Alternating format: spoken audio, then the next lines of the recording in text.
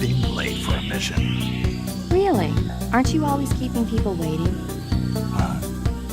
For most of my life, I've had this sort of stigma against Japanese video games. I mean, I played the occasional Resident Evil or Dark Souls, but for the longest time believed that those series were the best that Japan had to offer. I mean, those games felt unique compared to everything else I'd been playing at the time. They were just so damn captivating. Dark Souls bosses and music were unlike anything I had ever experienced before, and Resident Evil 2 on my dad's PlayStation gave me my first little, taste of survival horror, which I still haven't beaten to this day, thanks to the giant alligator that scared little me half to death. Outside of those two series, I pretty much avoided all Japanese games, and thinking back, I can't pinpoint exactly why. Maybe it had something to do with the fact that I spent the better part of a decade playing Call of Duty. I suppose I just didn't get much exposure to Japanese media, and I live in the United States where Western media dominates all else, so that's all I consumed. Until recently.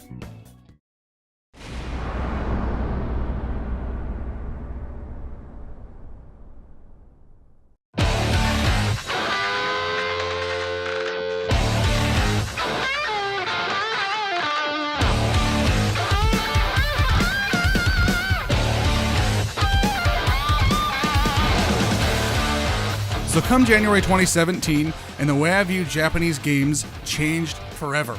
Instead of all that weird shit being a deterrent, it became part of the attraction. I embraced it. I am talking about Yakuza 0.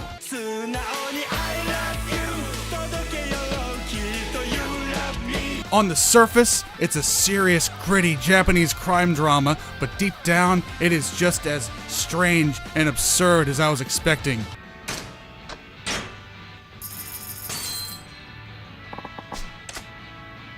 At last,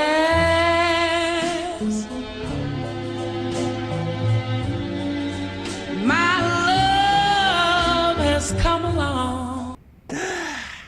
And I freaking loved it. It was refreshing, it was captivating, it was like nothing I had ever experienced before, just like Dark Souls. It was at that moment when I realized just what I had been missing out on for all these years. So I went on to play Yakuza Kiwami upon release, and then Yakuza 6, and now Yakuza Kiwami 2. I scrambled to read and watch story summaries of Yakuza 3, 4, and 5 before the release of 6, since I don't own a PS3, but there was no way I was about to skip Yakuza 6 just because I couldn't play the other games first. I was like a stray animal that hadn't eaten in like a week, inhaling every bit of Yakuza that I could find. This series has made me laugh and cry in equal measure more than any other series that I can think of. I mean, maybe Fallout comes close, but for different reasons.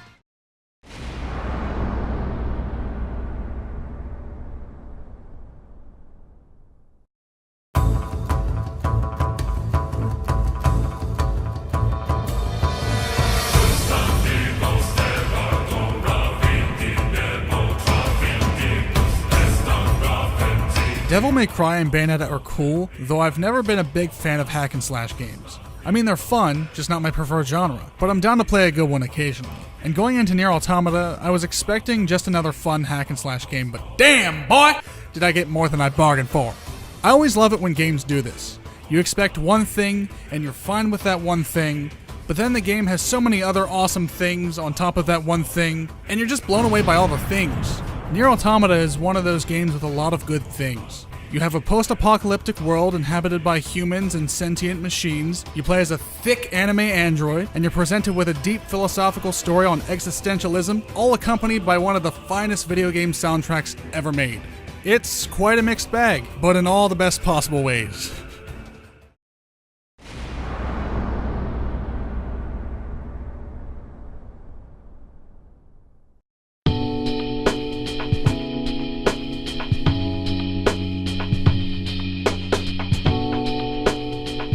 Persona 5 released, and for the first time in my life, I was excited to play a JRPG. Two family pets had passed away within a month of each other, and I'd been kicked out of school. Depression had been getting the better of me, but at least I was able to drown my sorrows in a few dozen hours of sweet turn-based JRPG action, and I did just that. And in between the action, it allowed me the fantasy of having friends, and I even had multiple relationships going at the same time. It was great. It ended up taking me almost 10 months to complete Persona 5, with the final time clocking in at far over 100 hours. It was the type of game I just couldn't finish in a few weeks or a month. It felt appropriate to pace it out over a long period of time. Well, that, and other games came along that demanded my attention. I mean, 2017 was a great year, right? I don't think the ending of Persona 5 would have made as much of an impact on me as it did if I'd rushed through it. I'm glad it took me almost a year and 170 plus hours. I mean, Persona's like a fine wine, meant to be savored and appreciated, and you should always drink responsibly. But if Persona 3 and 4 ever show up on the PlayStation Store, I would be a very happy and drunk man.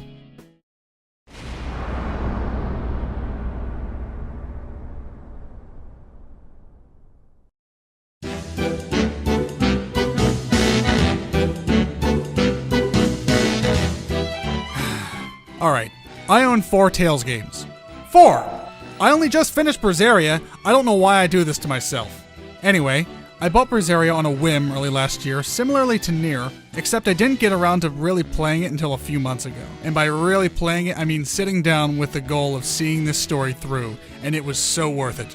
You play as a 19-year-old anime girl, who's also a demon by the way, and you go on an adventure with some pals you meet along the way to seek revenge against your brother-in-law for sacrificing your little brother. Yikes.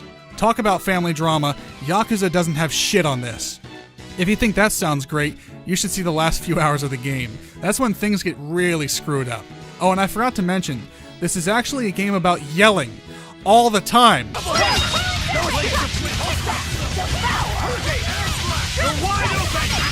If you attack, you need to yell the attack. I think all the Tales games are like this, and that's fine. I just think it's kind of hilarious at times. I mean, there were moments where I lost track of the character I was controlling simply due to all the effects and shouting. It was like an all-out assault on my senses, especially smell. I could really smell the anime. As for the rest of the Tales games I own, I'm not really far into any of them. I'm a few hours into Vesperia, Symphonia, and Zestiria, but I don't really know which one I should really focus on. I'm thinking Vesperia, because so far I like the main cast of that game a lot more than the other two.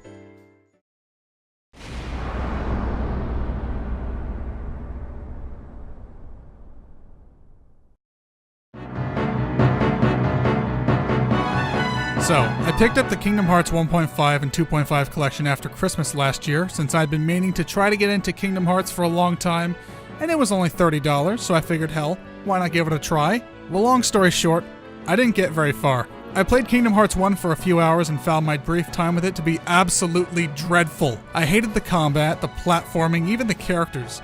So I closed the game and it remained untouched on my PS4's hard drive for another 6 months or so, until I had received Kingdom Hearts 2.8 as a gift for my birthday, and with it, the itch to see just what Kingdom Hearts had to offer returned. So during this time, I was attending a new school for my final year, and had a load of work to do before the end of July if I wanted to graduate. Several essays and tests every day for 6 weeks. Now, I don't know why I thought playing a game that I disliked so much would alleviate the stress between assignments, but Kingdom Hearts turned out to be exactly what I was needing. Similar to when I played Persona 5, where I needed something happy during a time of distress, in this case, Kingdom Hearts was the perfect stress reliever. Throughout my playthrough, I was consistently angered by bosses and platforming and the writing. Oh god! The writing was just awful. My friends are my power? Nah! Beat it, kid! Get out of here! All the frustration and stress over assignments instead went towards a video game that I was hating at the time. Looking back, I don't hate the first Kingdom Hearts at all. I actually appreciate it not only for the series that spawned because of it, but because it was the only thing keeping me sane.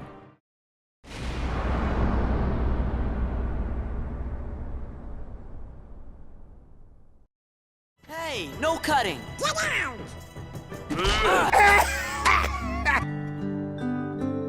So after about 33 hours, I had completed Kingdom Hearts. It's hard to put into words the satisfaction I felt when the credits rolled.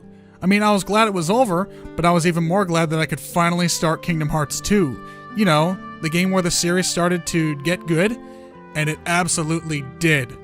Right from the get-go, the camera, the gameplay, and platforming, it was all noticeably better. Oh, thank God. Look, I didn't want to hate the series, but Kingdom Hearts 1 was just an absolute nightmare.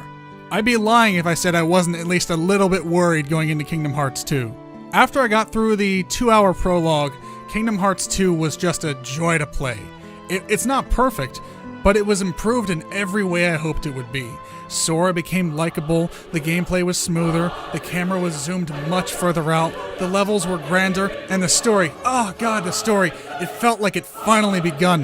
The story that I heard so much about, the journey I was yearning for after the torment and abuse I received from Anthem in the first game. No, really, screw that dude. But of course, not everything can be good, right? I mean, it's still a Kingdom Hearts game, where Disney worlds and characters seem to dominate each new entry more and more. If we go back to existentialism for just a moment, I think Atlantica gave me a bit of an existential crisis. Am I doing something wrong? How does this damn minigame work? I feel like I'm being played like a goddamn fiddle. I had to give up. I mean, I could not go on. I could tolerate Atlantica in Kingdom Hearts 1, but hell will freeze over before I complete that world in Kingdom Hearts 2. It just ain't happening. Luckily in this case though, the worst part of my Kingdom Hearts 2 experience was with optional content. And I eventually finished Kingdom Hearts 2 after about 40 to 50 hours, and I had a really good time with it. There were some really cool Disney worlds, aside from Atlantica, and I thought the story was good, but oh man, if I only realized that this was just the beginning of how convoluted the Kingdom Hearts story would eventually become. Oh, dear God, help!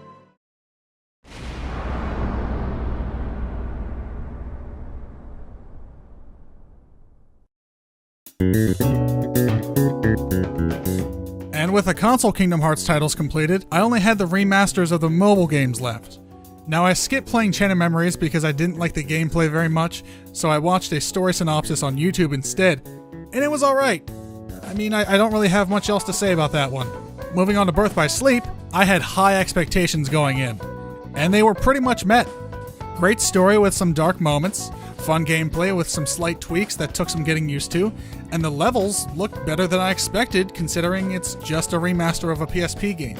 Yeah, 2 thumbs up for this one. And bonus points for Xehanort being played by Leonard Nimoy. He was great. It's a damn shame he's passed away. It would have been cool to see him return in Kingdom Hearts 3. And on to Dream Drop Distance. There were a lot of fun and different gameplay additions to this game, and I'm once again impressed by the remaster. I think it was a 3DS game, but it doesn't really feel like one. While I love the gameplay, I do think the story was definitely weaker than 2 in Birth by Sleep, and I'm having a hard time remembering much of it at all. I think it was something about an exam and being stuck asleep and needing to use dreams to wake up Sora and Riku. I don't know. If I'm being honest, I think flow motion combat was the real star of the game for me. So I think that about covers my thoughts on the Kingdom Hearts series then, huh? Well, I mean, those were some pretty solid games. I think I'm ready for Kingdom Hearts 3, but I should probably replay these games a bit more beforehand. Thanks a bunch for watching this video. It took longer to make than I expected it to, and it changed a lot along the way, so it might be a hot mess. I don't know. But regardless, it's over. My last video of 2018. I hope you enjoyed it. I hope it was a good one. I'll see you later.